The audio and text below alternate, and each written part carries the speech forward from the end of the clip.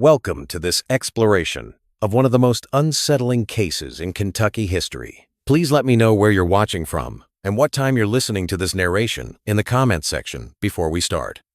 The locations and times of day or night that these recorded accounts reach are of interest to us. There was a location named Harlan County in the undulating hills of eastern Kentucky, where coal miners dug out hollow places beneath the ground, and tiny villages sprang up among the Appalachian trees like archipelagos. The Harlan of 1893 was a remote, secretive, and extremely private place, not the Harlan County of today with its paved roads and electric lights. For 3 generations, the Blackwood family farmed their property here, about 7 miles north of the Cumberland River, along a meandering dirt road that melted away into dense oak and hickory forests. With a modest 2-story farmhouse built of local timber, the family's almost 40-acre property was mostly wooded. The main building had an unusual 8-foot-deep stone foundation for the area, which created a cool, dark cellar that could only be accessed by a trapdoor in the kitchen floor. The first Blackwoods to inhabit the area in 1827 dug an ancient stone well behind the house, around 60 yards from the back door. According to county documents kept at the Harlan County Courthouse, this well was unusually deep for wells in that area, nearly 70 feet to the water table. According to local stories, Old Man Blackwood had persisted in his digging for an unknown reason long after he had hit water. The area itself was marked by high, wooded slopes and deep hollers that cut off villages from the outside world and from each other. Harlan County was substantially the same as it had been before the Civil War in 1893. Much of the area still had a frontier feel to it, although coal mining had started to change some of the scenery. Many families, especially those in isolated places, led lives similar to those of their grandparents, producing their own clothing, growing their own food, and only engaging with the outside world when absolutely required. Many Cumberland inhabitants had never ventured outside the county boundary, and the closest railroad station was 20 miles distant. Eccentricity was not only accepted but even anticipated in this setting of seclusion and independence. Families formed their own traditions, speech patterns, and even moral standards. Even though the church was the main social regulator, its power waned as people moved farther away from town centers. The physical and social isolation that defined the area made it difficult for residents of the isolated ridgetops and secluded hollers to distinguish between strange behavior and something more sinister. Mother Martha, who rarely left the house and was renowned for her 1,000-yard stare that seemed to look through people instead of at them, Father Ephraim, a severe coal mine foreman whose face was permanently covered in coal dust that no amount of cleaning could get off, and their 3 sons, Isaiah, 29, Ezekiel, 27, and Samuel, 22, made up the Blackwood family. The family mostly stayed to themselves, and their main social activity was going to the Pine Grove Baptist Church.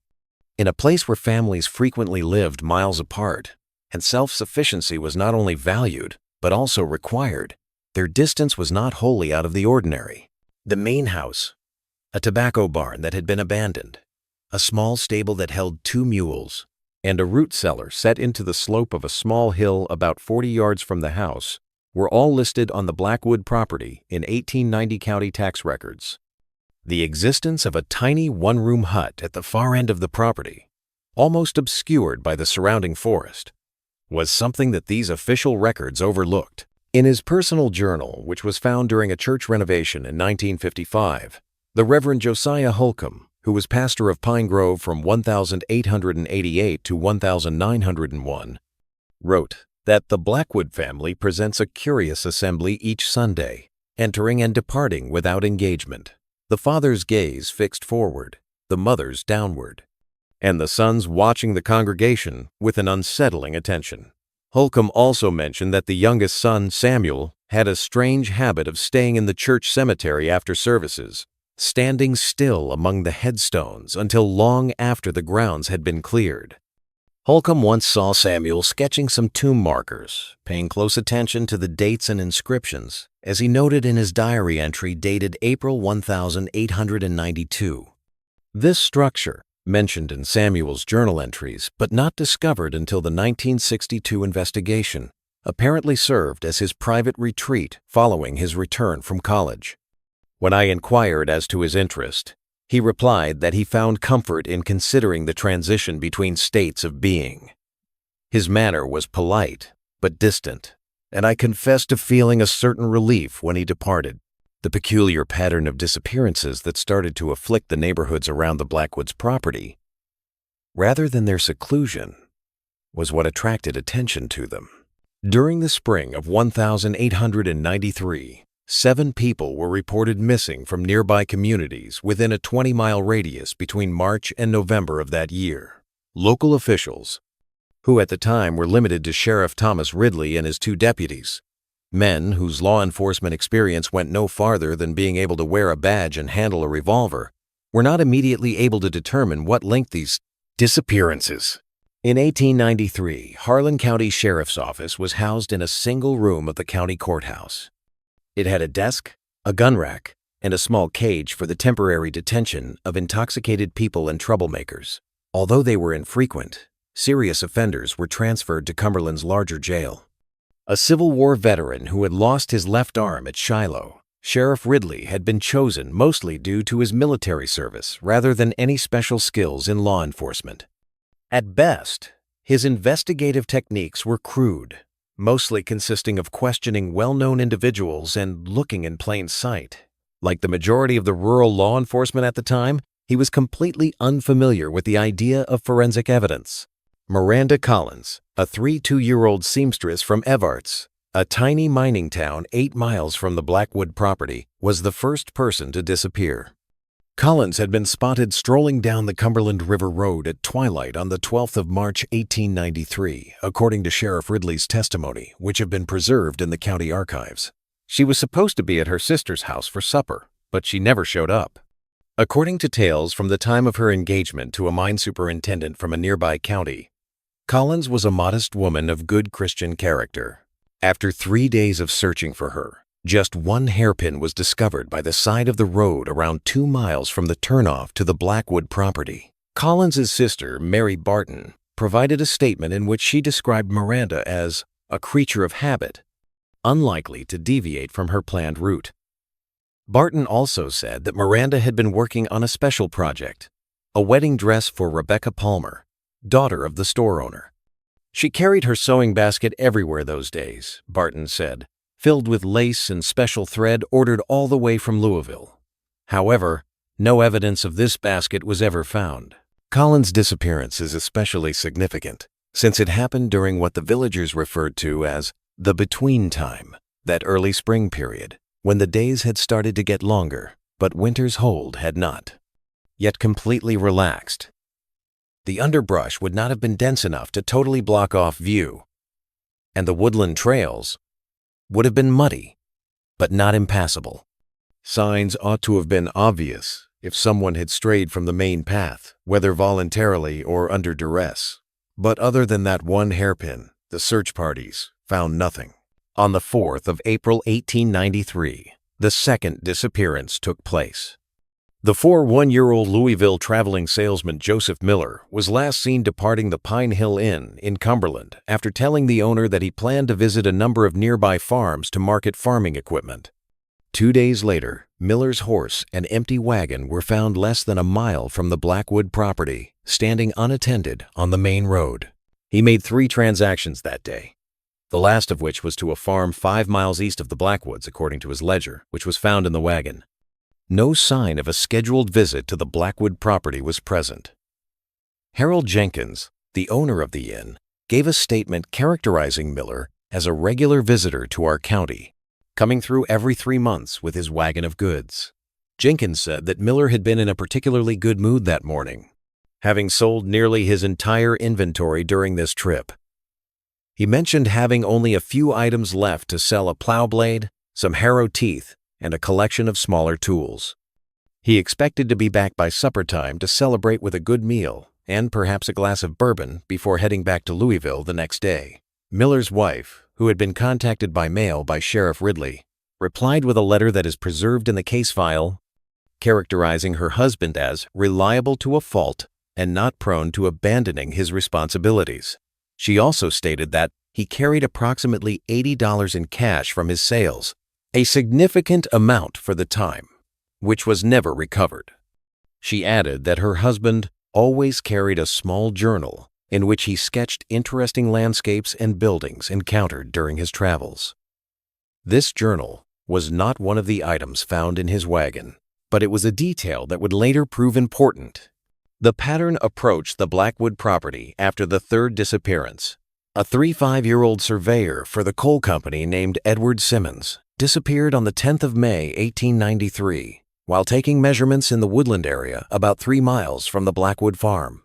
Although Simmons was in a two-man team, he had split off with his companion in order to cover more ground. His companion, William Tanner, started looking for him after he didn't return to their meeting spot by the middle of the afternoon. Tanner tried unsuccessfully for several hours before heading to the closest farm, which was the Blackwood property, to ask for help. Tanner claimed that although Ezekiel Blackwood greeted him at the entrance, he would not let him into the house. Ezekiel was told what was going on and offered to take a look around the property, but he told Tanner that he knew every inch of the land and could search it more efficiently alone. After about half an hour, Ezekiel came back and said he had not seen the missing surveyor. Then he offered Tanner a drink of water before he left, suggesting that he go on into town to tell the sheriff. In his statement, Tanner stated, "As I was leaving, I noticed a set of surveying equipment, similar to what Simmons had been carrying, just visible through the crack of what appeared to be a cellar door at the side of the house. At the time, I assumed it belonged to the family, though it struck me as unusual for farmers to possess such instruments." Tanner later claimed to have forgotten this observation until the 1962 investigation reminded him of it. In addition to the disappearances themselves, what was found in 1962 when drought conditions caused the Blackwood well to totally dry up is what makes this case so disturbing. The finding that would eventually result in the well's excavation and the discovery of one of Kentucky's most unsettling historical cases was found by a geological survey team looking into groundwater trends in eastern Kentucky. Locally, the Blackwood brothers were renowned for their reserved manner, especially Isaiah and Ezekiel. Payroll records show that Isaiah was a dependable but ordinary employee at the Blue Diamond Coal Company, where he worked side by side with his father. Ezekiel ran the family farm, occasionally selling extra vegetables and eggs at the Harlan market. Isaiah, who stood 6 feet tall, had broad shoulders and calloused hands. His fellow miners described him as a man of few words who kept to himself during breaks, often staring into the distance, as if listening to something no one else could hear. According to a statement from Abigail Turner, who ran a nearby stall at the Harlan market, Ezekiel was perfectly polite, but somehow not quite present. Turner wrote that he never haggled over prices like other farmers and always seemed eager to conclude his business and depart. In June 1893, Turner also reported seeing Ezekiel buy an unusual quantity of salt and what appeared to be chemicals from the apothecary's stall, stating that he needed them for preserving. According to historical sources, Samuel, the youngest, was intellectual and slight of build. He had gone to a tiny college in Lexington for 2 years before coming home in late 1892, allegedly because of illness. His appearances are regular but sporadic, usually occurring once every 3 weeks, according to market records. He would go about his business swiftly and leave without participating in the social traditions that are typical of market days. As part of the investigation, a former classmate interviewed in 1963 recalled that Samuel was intensely focused on his anatomical studies, often remaining in the laboratory long after other students had departed. The same classmate also recalled that Samuel had an unusual collection of specimens in his dormitory room: small animals preserved in jars of alcohol, skeletal remains arranged on shelves, and detailed anatomical drawings covering the walls. Jenkins added that while such interests were not entirely unusual for medical students, there was something in Blackwood's manner, a certain intensity that made his fascination seem unwholesome rather than scientific. Dr. William Harrison, the sole doctor in the Harlan area at the time, wrote in his diary that little Samuel experienced nervous exhaustion, and melancholia, which are illnesses that would probably be classified as depression today. During a house call to the Blackwood farm in January 1893, Dr. Harrison's notes describe Samuel as pallid and withdrawn, exhibiting a detached manner, and speaking only when directly addressed, yet possessed of an unsettling alertness in his gaze. The doctor recommended rest and a tonic of iron and quinine, observing that Martha Blackwood seemed unduly anxious that I should complete my examination quickly and depart. A particularly telling entry in Dr. Harrison's journal, dated February 1893, documents a conversation with Samuel during a follow-up visit. Upon inquiry as to his improved color, the young man informed me that he had found a new subject of study that had restored his vigor. When pressed for details, he merely smiled and stated that it concerned the transition between states of being. I found his manner disturbing and his improvement potentially illusory, suggesting a shift from melancholia to a more concerning condition. However, Samuel's state went beyond plain melancholy. Professor Edmund Walsh wrote a letter describing disturbing behavior around cadaver specimens and inappropriate interest in the dead. Walsh claimed that Samuel had been discovered alone in the laboratory after hours, on 3 separate occasions, and that following the final incident, a cadaver was found to have been interfered with in a manner suggesting experimentation beyond the scope of anatomical study.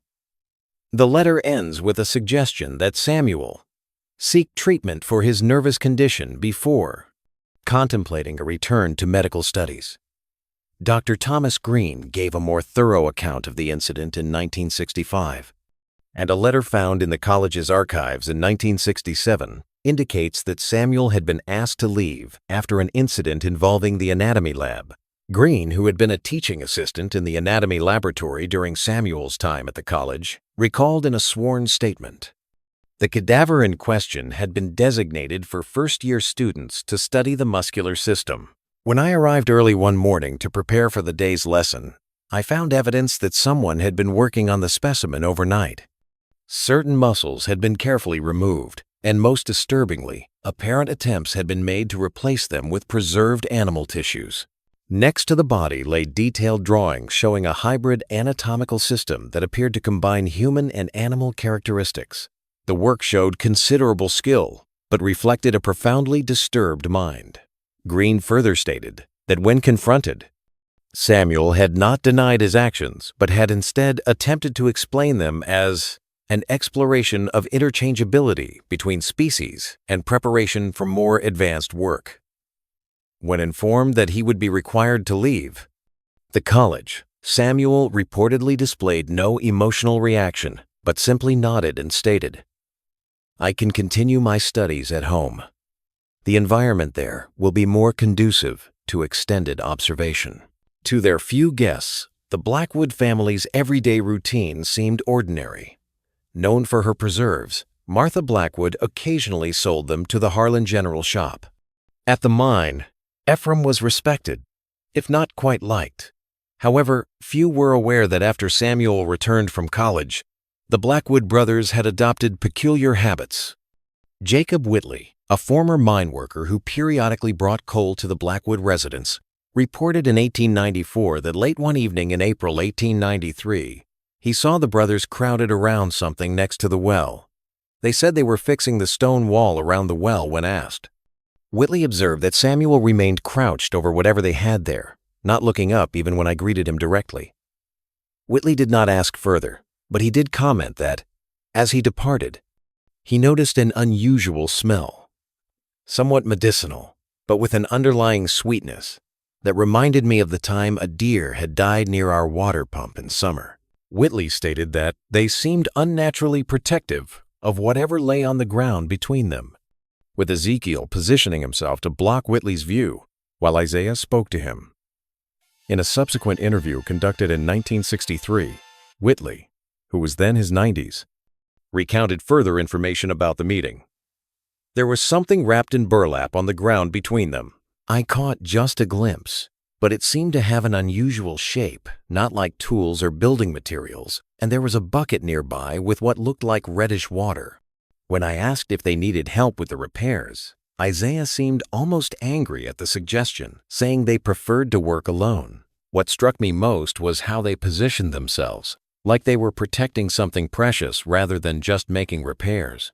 The summer of 1893 saw a continuation of the disappearances. Eleanor Gentry, a 4-year-old widow, disappeared in June while traveling back from a visit with a friend in Cumberland. Gentry was not immediately missed. He lived alone in a modest home on the edge of Harlan. Concerns weren't voiced until she didn't show up for her usual Wednesday duty at the county clerk's office. An examination of her diary by Sheriff Ridley showed an entry dated June 18th that said, "Return home tomorrow via the River Road. Must remember to stop at the Blackwood farm to inquire about Martha's berry preserves for the church social." There is no documentation indicating whether Sheriff Ridley followed up on this lead, but a search of her home turned up no indications of disturbance. Her co-workers at the county clerk's office described Eleanor Gentry as a woman of precise habits and careful record-keeping. According to her supervisor, County Clerk William Parsons, Mrs. Gentry had maintained the tax records for over 15 years without a single error or missed day of work. Due to her position, which included access to property records, tax information, and other official documents for every family in the county, including the Blackwoods, her disappearance raised concerns. 3 days after she was reported missing, Gentry's house was searched, and it was found to be very clean with no indications of a hurried departure. A half-empty cup of tea rested on the kitchen counter, and her glasses rested on her bedside table. The only evidently missing item was her record book, a personal ledger in which, according to her friend Sarah Hatfield, she recorded matters of interest encountered during her work at the clerk's office. Hatfield, who would vanish the next month, informed Sheriff Ridley that Gentry had recently mentioned discovering something curious about the Blackwood property, but she had not provided any details about what she had found. Thomas Moore, a 38-year-old coal miner, and Sarah Hatfield, a 7-year-old schoolteacher, went missing in July. At the conclusion of his shift on July 8th, Moore was last observed departing the Blue Diamond Mine. Moore had indicated that he would take the long way home to enjoy the summer evening. His route would have brought him past the road that leads to the Blackwood property, according to his foreman. Because Hatfield was well known and respected in the neighborhood, her disappearance on July 23rd raised more concerns. Along the woodland walks near the Cumberland River, which included the forests surrounding the Blackwood farm, she had informed colleagues that she planned to gather botanical specimens for her classroom. If not for two variables, Thomas Moore's absence would have gone unnoticed. Single men who worked in the mines sometimes left the area without warning. Moore had just received his monthly salary, which was discovered in his cabin unopened. Second, 3 days prior to his disappearance, Moore and Isaiah Blackwood had gotten into a small argument. Robert Jenkins, a fellow miner, said Moore had accused Isaiah of stealing his tools. Jenkins stated that Isaiah had stared at Moore in an unsettling manner afterward, and had been overheard saying to his father that some people need to be taught respect. However, the argument had been settled when the tools were discovered elsewhere. The disappearance of Sarah Hatfield caused more immediate controversy. She was a well-respected teacher in Harlan, one of just 3, and her departure was immediately noticed. On the day of her disappearance, Hatfield had told Reverend James Wilkins, the principal of the school, that she intended to gather botanical specimens. She was especially interested in certain medicinal plants that grew in the damper areas near the river. According to Wilkins, she had been compiling an educational collection for her students and mentioned that the Blackwood property was known to have an abundance of the varieties she sought. Only during the 1962 investigation did it come to light that Hatfield had been a classmate of Samuel Blackwood during his brief tenure at the Lexington College. Records of college registration, which revealed both names in the same beginning biology course, were used to demonstrate this relationship. It has never been established if this was a significant relationship or just a coincidence, but it does add another level of mystery to the vanishing pattern. Although no link between these incidents and the Blackwood family had yet been established, the neighborhood was becoming more and more apprehensive by September. According to Sheriff Ridley's records during this time, he was overburdened with situations that were beyond his scope of investigation. On September 12th, he wrote, "Have searched the usual places, questioned the usual suspects. No bodies, no evidence. People are beginning to speak of witchcraft, or some such nonsense. I cannot fathom what connects these disappearances, if anything does." The community's uneasiness was reflected in shifting behaviors, such as an increase in church attendance and a rise in the general store's sales of locks and weapons. Fewer people used the country roads after dark, and parents started to accompany their kids to and from school. In early September, Sheriff Ridley tried to comfort the people at a town meeting. Newspaper reports state that his attempts were greeted with skepticism and requests for outside help. "If our sheriff cannot protect us, perhaps the governor can send someone who will," said James Palmer, the store owner whose daughter would go missing later. The sixth disappearance on September 30th further soured the atmosphere. A 52-year-old letter carrier named Henry Wilson, who worked for the farms on the outskirts, did not come back from his route. Wilson was renowned for his dependability in all weather situations and has been delivering mail in the region for more than 20 years.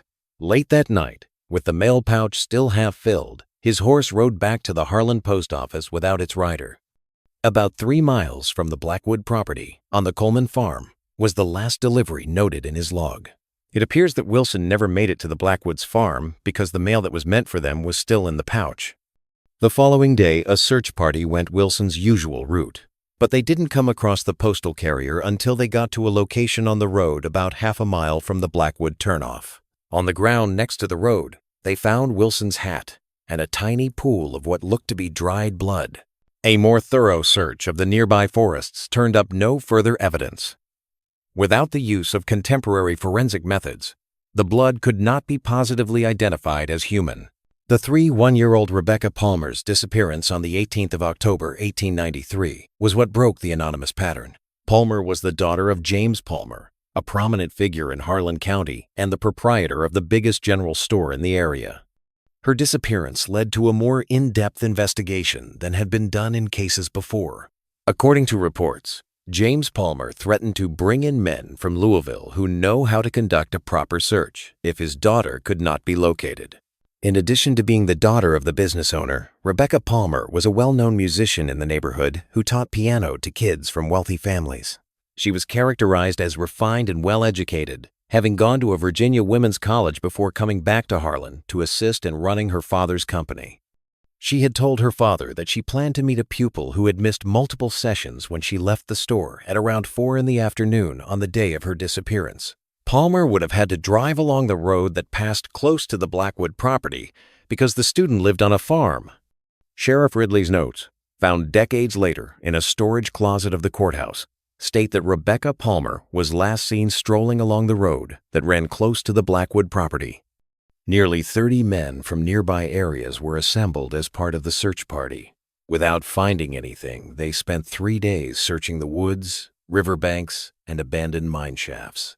Deputy Sheriff Michael Collins initially noticed something odd about the Blackwood well while conducting the search. Collins noted in his report that Ezekiel Blackwood appeared unusually agitated by their presence and repeatedly positioned himself between the men and the well during the search party's water stop at the Blackwood farm. Collins dismissed this at the time, citing the family's well-known desire for privacy. However, he did observe that Isaiah Blackwood quickly explained this as mineral content from the new depth they had recently dug, because the well's water had a peculiar taste that caused several men to spit it out, rather than drink. Additional observations made by Deputy Collins later proved important. While the men were resting, I noticed Samuel Blackwood watching from an upstairs window. When I approached the house to speak with him, Ezekiel intercepted me, stating that his brother was unwell and could not be disturbed. As I turned to rejoin the search party, I observed what appeared to be fresh earth piled behind the well structure, as if recent digging had occurred. When questioned, Ezekiel explained that they had been deepening the well due to reduced water levels. On the 3rd of November 1893, 9-year-old Daniel Cooper, a clerk at Palmer's shop, disappeared while delivering goods to nearby farms, marking the last disappearance of 1,893.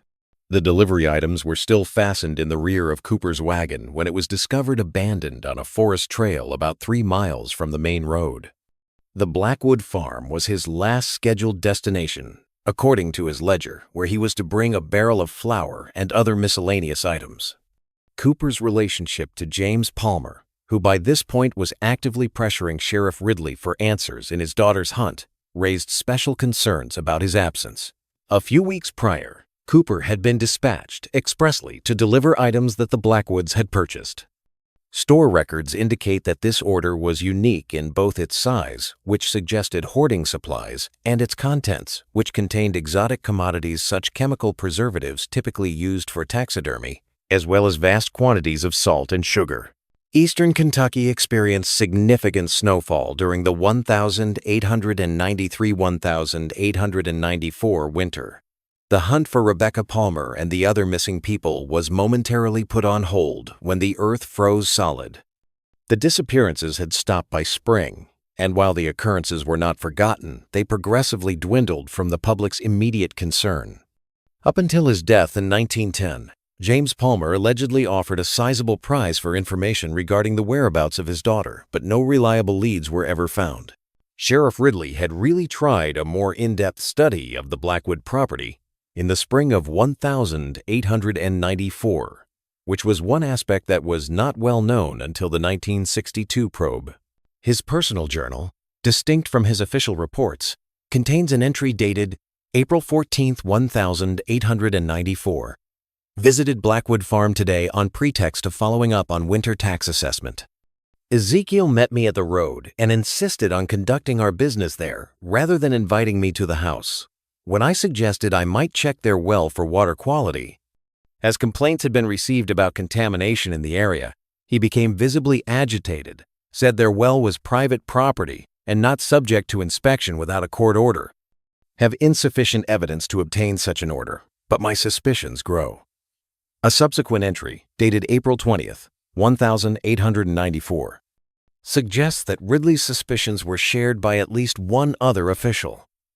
Judge Thompson concurs that something is not right with the Blackwood brothers, but agrees that we lack grounds for a proper search. The judge suggests continued observation from a distance, have arranged for Jenkins to make regular passes by the property on various pretexts. Numerous documents have been used to piece together what transpired with the Blackwood family in the years that followed. According to the records of Dr. Harrison, Ephraim Blackwood passed away from pneumonia in 1899. During his last house call to the Blackwood farm, the doctor observed that the three brothers exhibited neither grief nor concern, but rather a curious impatience for my departure. Martha died in 1904, with heart failure listed as the cause of death, but no doctor was present to verify it. The brothers remained on the family land, with Isaiah and Ezekiel running the farm and Samuel growing more and more withdrawn. Based on the scant documentation, in his notes from his last visit to the Blackwood farm after Martha's death, Dr. Harrison made the following unsettling observation. Was called to certify death, but found upon arrival that the body had already been prepared for burial. When I expressed surprise at this, Samuel informed me that he had extensive experience with the dead and saw no need for outside assistance. The brothers refused to let me examine the body, stating that their mother had explicitly wished that no stranger should view her in death. While I cannot assert impropriety with certainty, I found the circumstances troubling enough to make note of them. Church records show that Martha Blackwood was buried on the family farm rather than in the church cemetery, purportedly in compliance with her wishes. Reverend Holcomb offered to conduct a service, but the brothers declined. Therefore, there was no clergyman present for the burial. Although acknowledged, this departure from local customs did not raise much alarm at the time since, in the more isolated parts of Appalachia, family graves on private property were not unusual, especially for families who had long-standing claims to the land. The Blackwood residence was described as in a state of concerning disrepair in census takers' notes from 1910. when only two of the brothers, Isaiah and Ezekiel, were present. The census taker observed a peculiar odor about the property, but did not provide any details. And when questioned about Samuel, they reportedly said that he was indisposed and could not come to the door. What is particularly interesting about this account is the census taker's observation that the brothers appeared well-fed and adequately clothed, despite no visible means of sustenance, the farm having fallen into obvious neglect, with no crops evident and no livestock observed. The census taker, William Jennings, later expanded on his observations in a letter to the county clerk discovered during the 1962 investigation. I have conducted census work for 3 decades and have entered many unusual homes, but none that left me with such a sense of wrongness as the Blackwood farm. The house itself seemed to lean inward, as if collapsing around some central point. The windows, though uncurtained, revealed only darkness within.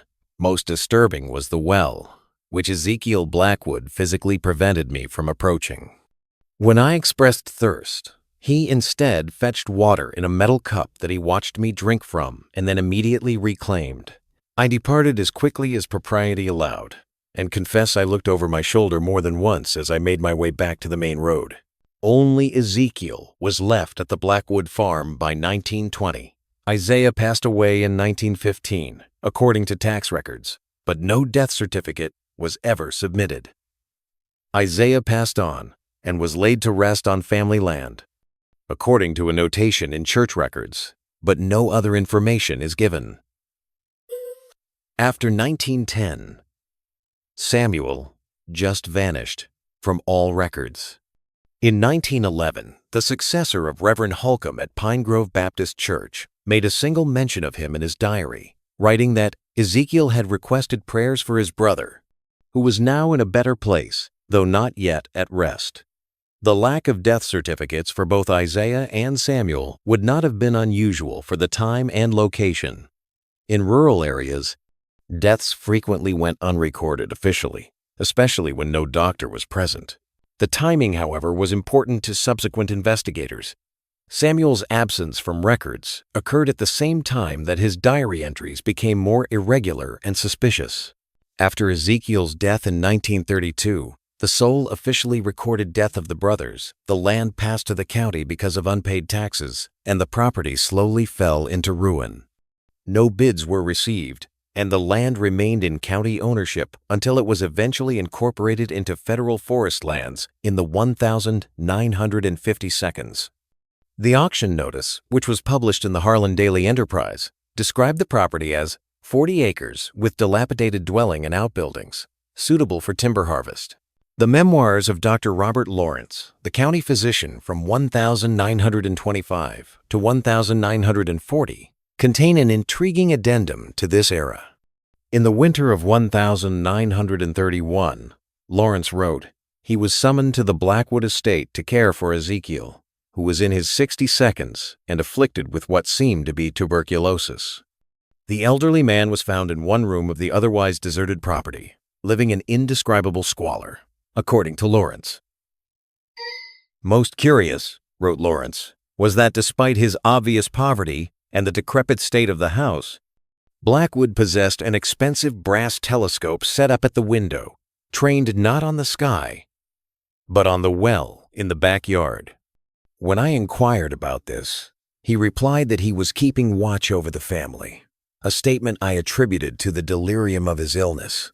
The Blackwood property was deserted for many years, with the home gradually being reclaimed by the forest. But the well, which was made of solid stone, was still mostly intact. Occasionally, local kids would challenge one another to enter the property, which is now the focus of sinister tales and local ghost legends. Some people reported hearing voices coming from the well at night, but these claims were written off as the product of young children's imaginations. A report filed by a forest ranger in 1957 noted that the area around the old Blackwood property exhibited unusual characteristics, including a circular pattern of dead vegetation, extending approximately 20 feet from the well in all directions. The ranger attributed this to possible mineral seepage affecting the soil.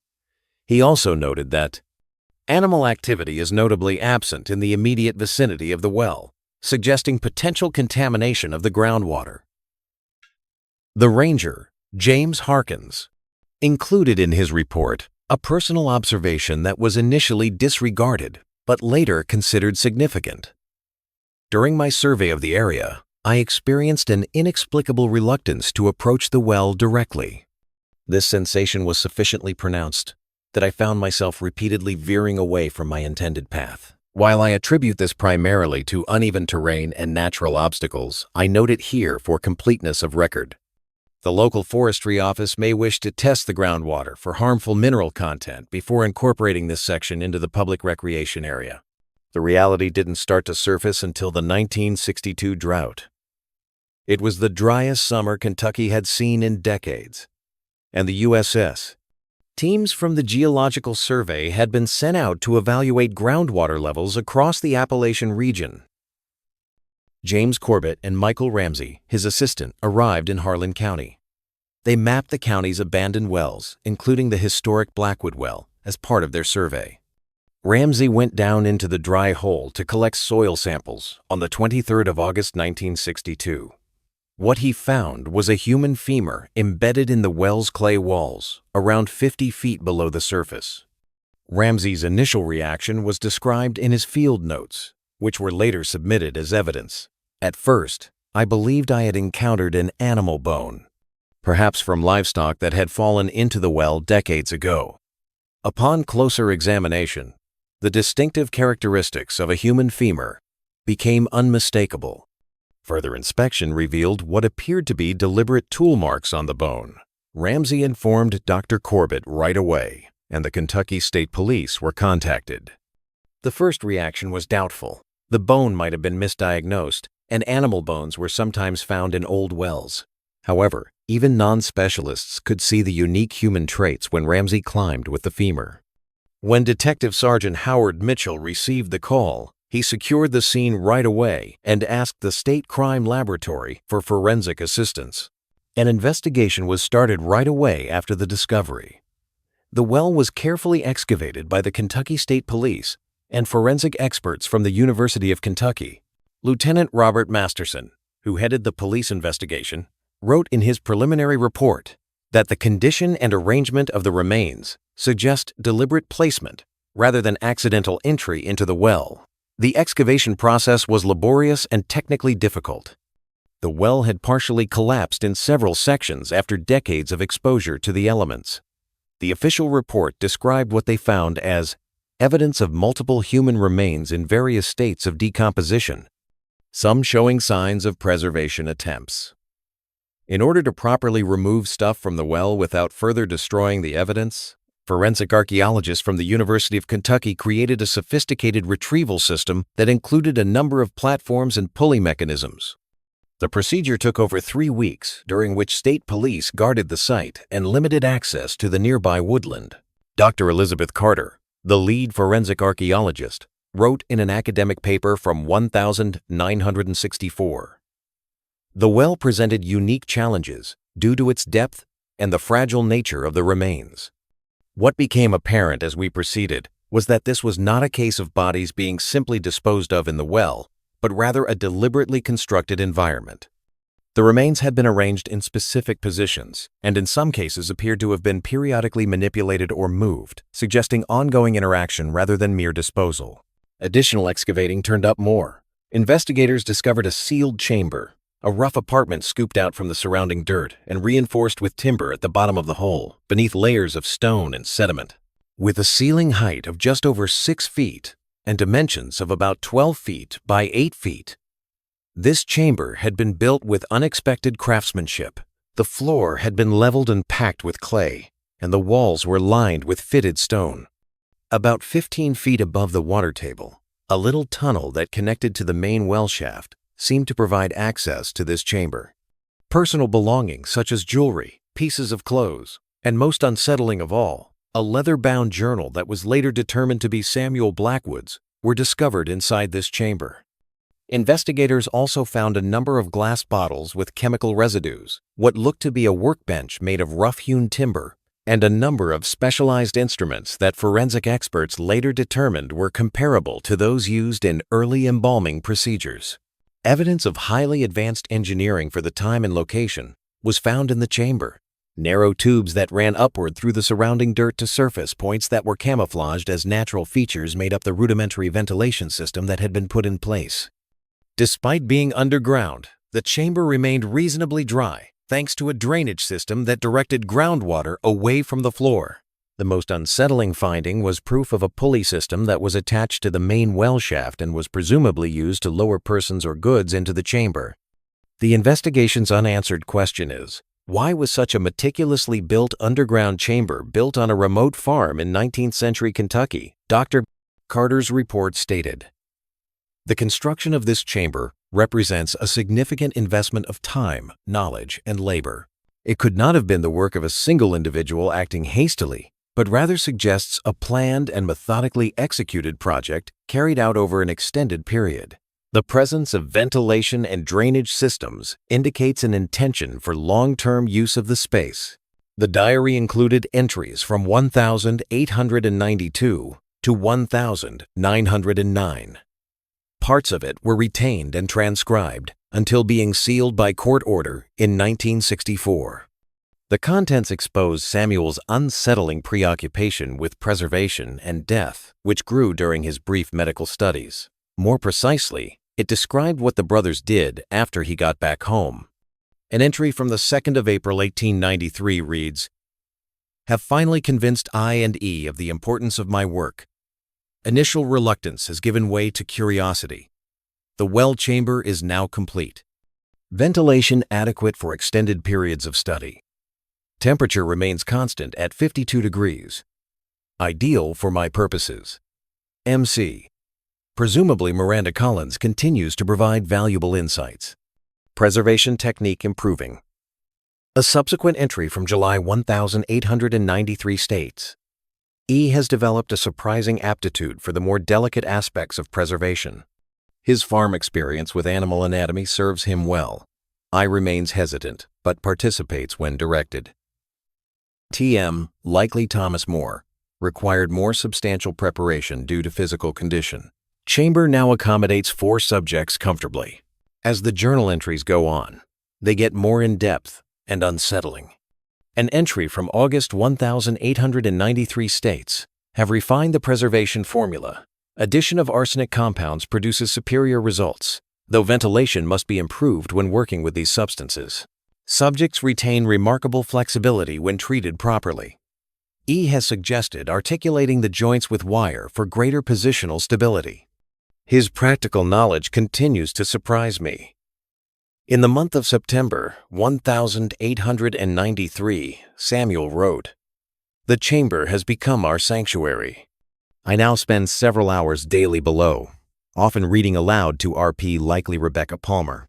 He claims this maintains her intellectual faculties, though I have explained that preservation affects only physical, not mental, characteristics.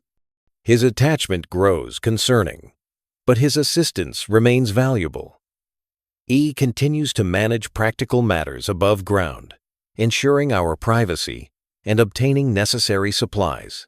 The remains found in the well represented at least 9 people, per forensic analysis done in 1963. These people were thought to have died between 1893 and around 1910, which is when the disappearances were reported and when Isaiah and Samuel Blackwood were thought to have died. Chemical analysis of residues found on the remains and in the glass bottles recovered from the chamber revealed a sophisticated understanding of preservation techniques for the time. Dr. H. Richard Keller, the forensic anthropologist who led the examination, reported that several of the remains show evidence of amateur preservation attempts, including the application of various chemical compounds and, in at least 3 cases, rudimentary arterial embalming. Alcohol, formaldehyde, arsenic solutions, and different mineral salts were among the compounds found. These were all in line with the early embalming techniques used in the late 19th century. The use of these drugs, according to Dr. Keller's study, demonstrates knowledge beyond what would be expected of individuals without formal training in mortuary science, even though it is crude by modern standards. Investigators were especially troubled by evidence that the victims had not been slain right away. According to Dr. Keller's report, restraint marks on preserved wrist bones suggest extended periods of captivity before death. Additionally, the placement of the remains in the chamber suggested what Dr. Keller called a form of display, with subjects positioned as if in conversation or familial grouping. The forensic examination also turned up evidence of post-mortem manipulation of the remains, which is another troubling aspect of the case. According to Dr. Keller's report, he discovered signs of regular movement and repositioning of the preserved bodies. Consistent with the journal's references to communion and conversation, there were remains that appeared to have been placed in chairs, others that were arranged in standing positions, with crude armatures supporting them, and still others that were placed in reclining positions on what looked like sleeping pallets. According to the journal entries, Samuel had started kidnapping people for what he called studies in preservation, with the cooperation and later active involvement of his brothers. The well chamber had been built as what he called a laboratory of contemplation, where the bodies were kept, and, based on his writings, prepared for extended communion. In September 1894, an entry states, "The family is now complete. 7 guests in total, each with their purpose. E has taken particular interest in S.H., presumably Sarah Hatfield, spending hours in conversation, though she, like the others, can only listen. I prefer the company of R.P., like Rebecca Palmer, whom he has placed close to his workspace. I find myself drawn most often to M.C., whose face has maintained remarkable expressiveness despite the months of study." According to the journal entries, the brothers may have formed personal bonds with some of the victims by 1895. Samuel wrote that I speaks of R.P. as if she were his betrothed, arranging her hair each morning and reading poetry to her in the evenings. E has constructed a small chair for S.H. and positioned it near his workbench, where he explains his various projects as he completes them. Their attachments, while scientifically interesting, sometimes interfere with my more objective studies.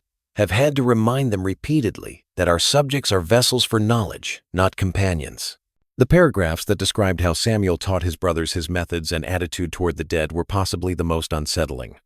With entries suggesting that each brother formed a relationship with specific victims, the journal implies that Isaiah and later Ezekiel were willing participants over time. A passage from March 1896 states, "I confess today that E sometimes hears R.P. speaking to him when he is alone in the chamber. I explained that this is merely the natural progression of understanding, that prolonged communion with our subjects inevitably leads to deeper connection."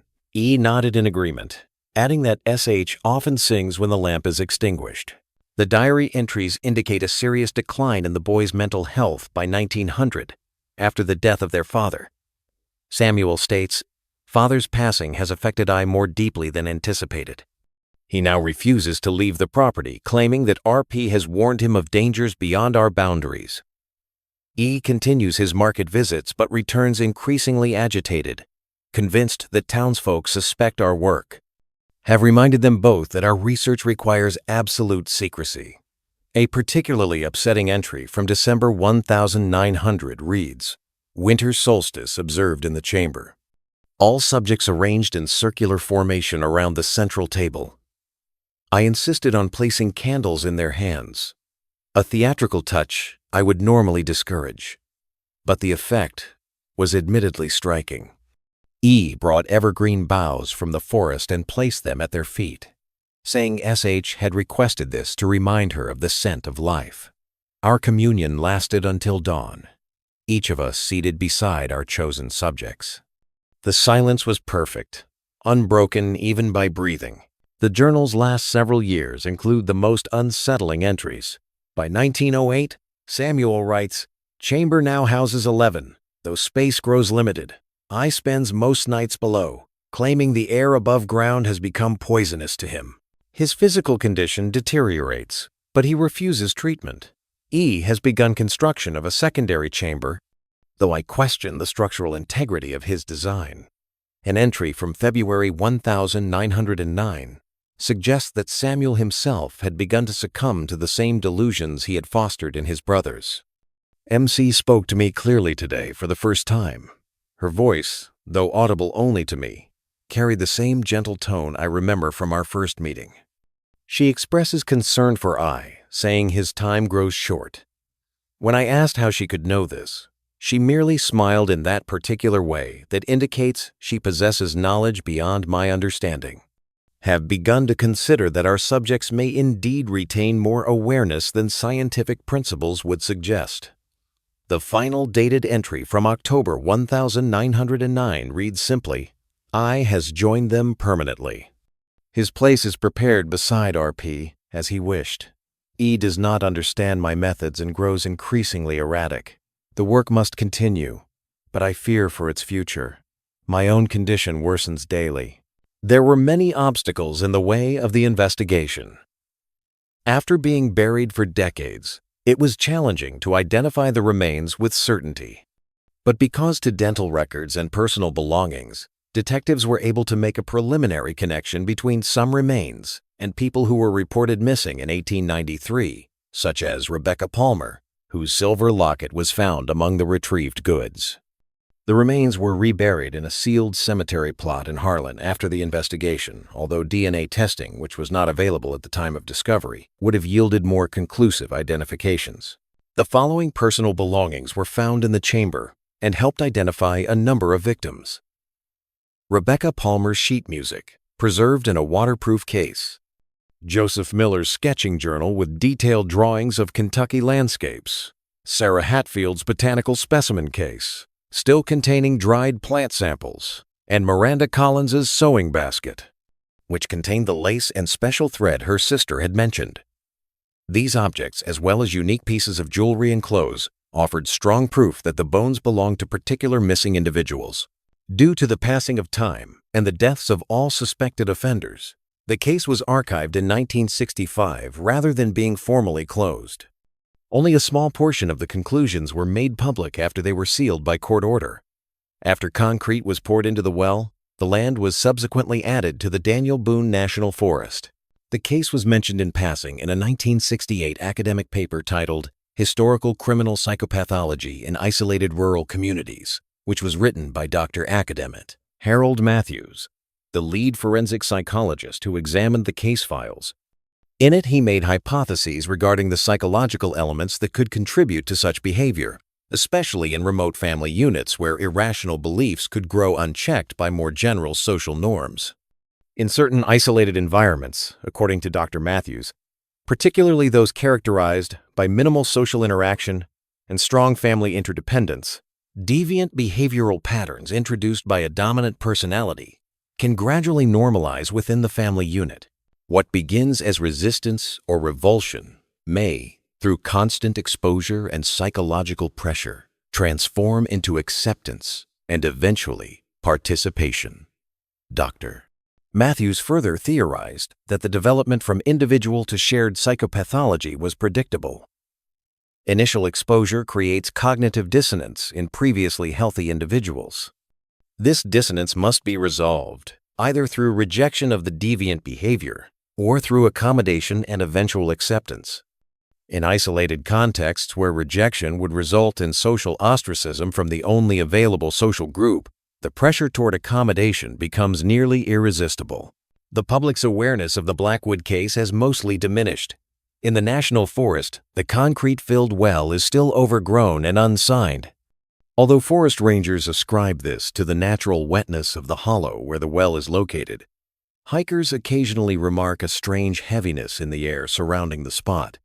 According to government accounts, a ranger station that was constructed in 1970 and was about 3 miles away from the site was abandoned and moved in 1973 because of persistent maintenance issues and staff complaints about the location.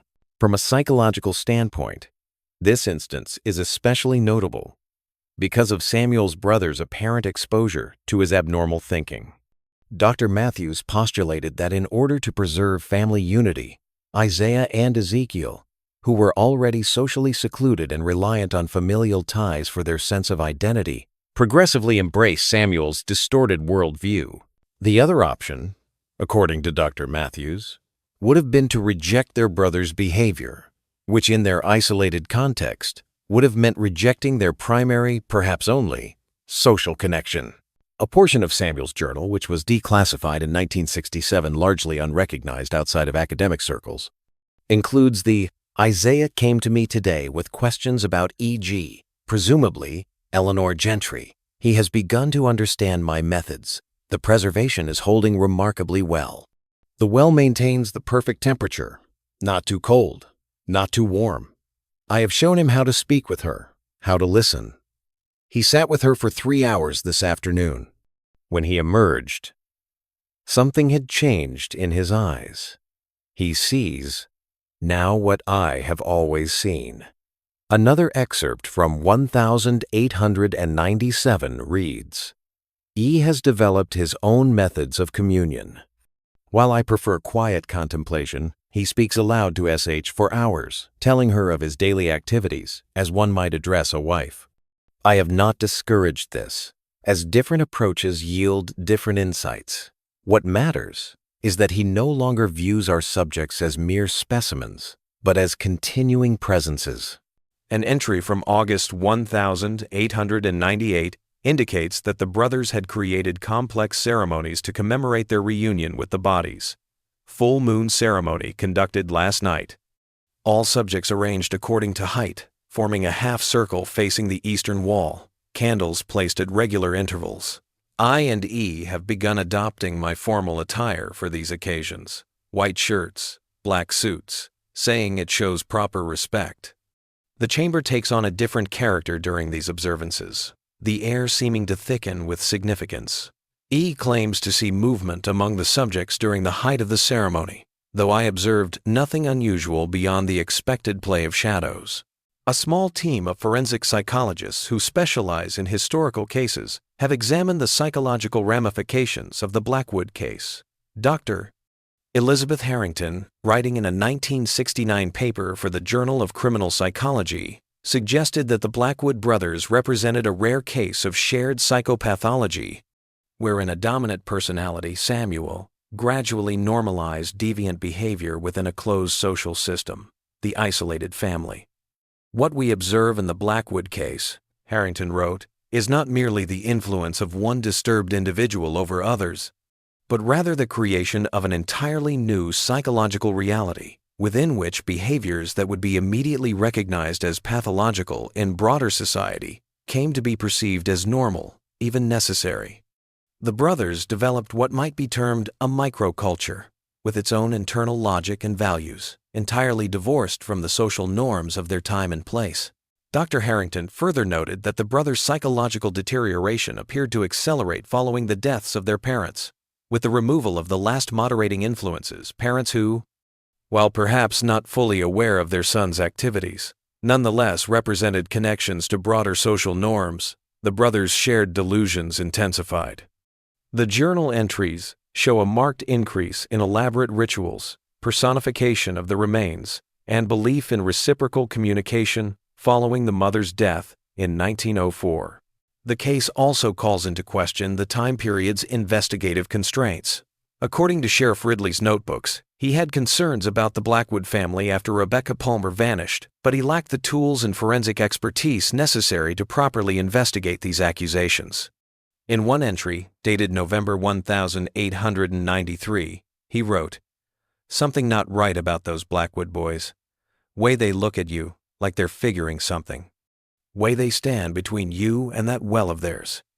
But what can I do? Can't search a man's property on a feeling." A statement from Sheriff Ridley's deputy, Michael Collins, discovered during the 1962 investigation, suggests that officials may have been closer to discovering the truth than previously thought. Sheriff instructed me to maintain observation of the Blackwood property during the winter of 93,094. On 3 occasions I observed light emerging from what appeared to be the ground near the well, visible only as a faint glow through the snow. reported this to the sheriff, who suggested it might be phosphorescent gases from decomposing matter in the well.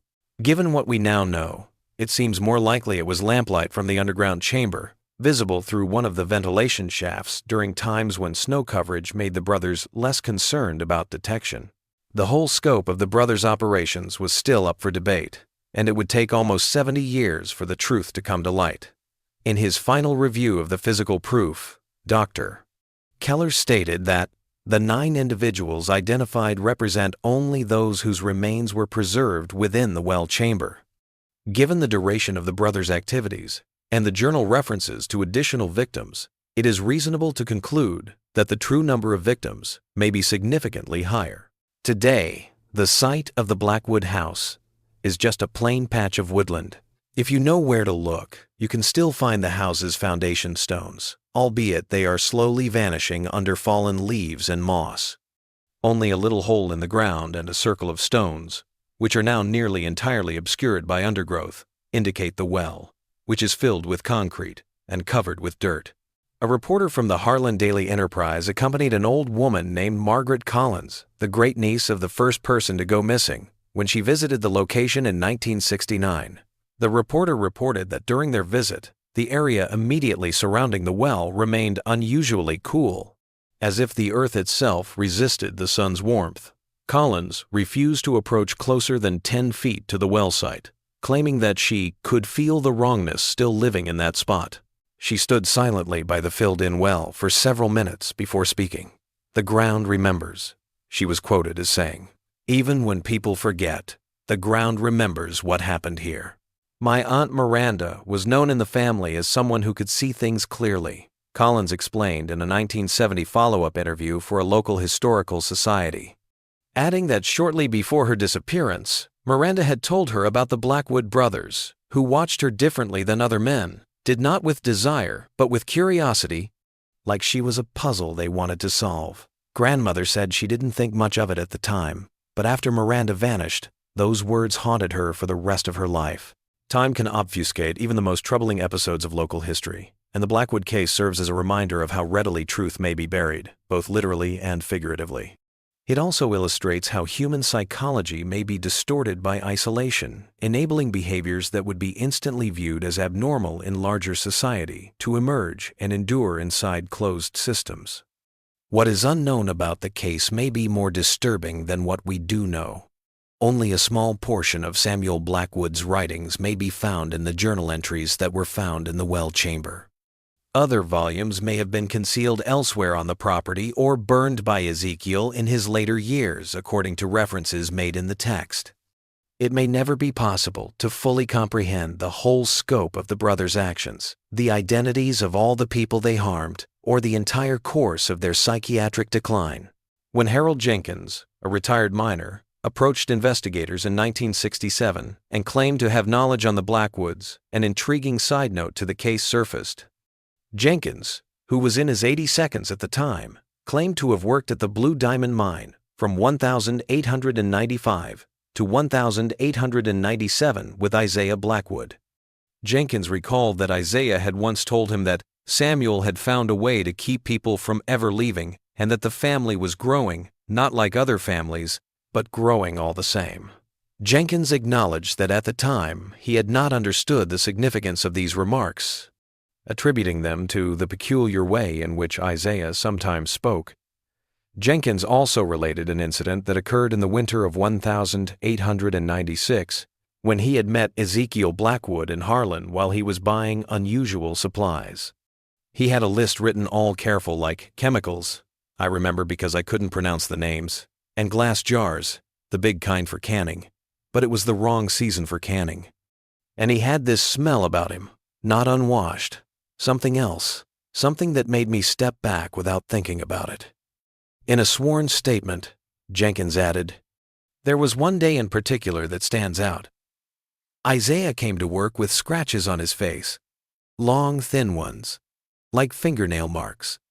When I asked what happened, he just smiled and said, 'Rebecca gets jealous when I pay attention to the others.' I thought he meant a sweetheart, though I'd never heard of him courting anyone. Now I understand he meant something else entirely.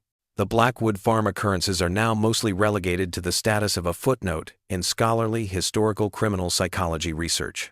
Although the case is occasionally mentioned in specialized books on forensic archaeology or Appalachian rural crime trends, the Blackwood brothers' well story has mostly been forgotten, a somber period in Kentucky history that few people are willing to recall. Driving through Harlan County now, past the verdant hills and serene nooks, makes it hard to picture the mysteries that previously lay beneath that serene terrain. The concerns it poses about human nature, the darkness that can develop in solitude, and the fine border between sanity and madness are still as pertinent now as they were in 1893, even though the well has been silent for decades and its contents have been shut away. The Blackwood Well is a somber reminder to the few who are familiar with the tale that often the most sinister secrets are found in the everyday realities of human psychology gone horribly wrong, rather than in the supernatural or the extraordinary. Perhaps this is the reason such situations deeply upset us. They show the possibility of horror within the human mind itself, rather than the actuality of monsters. In his final analysis of the case, Dr. Matthews stated, "What happened at the Blackwood Farm was not the result of some external evil or inherent defect, but rather the consequence of isolation, psychological contagion, and the absence of the social constraints that normally check our darkest impulses. In this way, the Blackwood case's true horror is found in its essentially human roots rather than in its exceptional nature."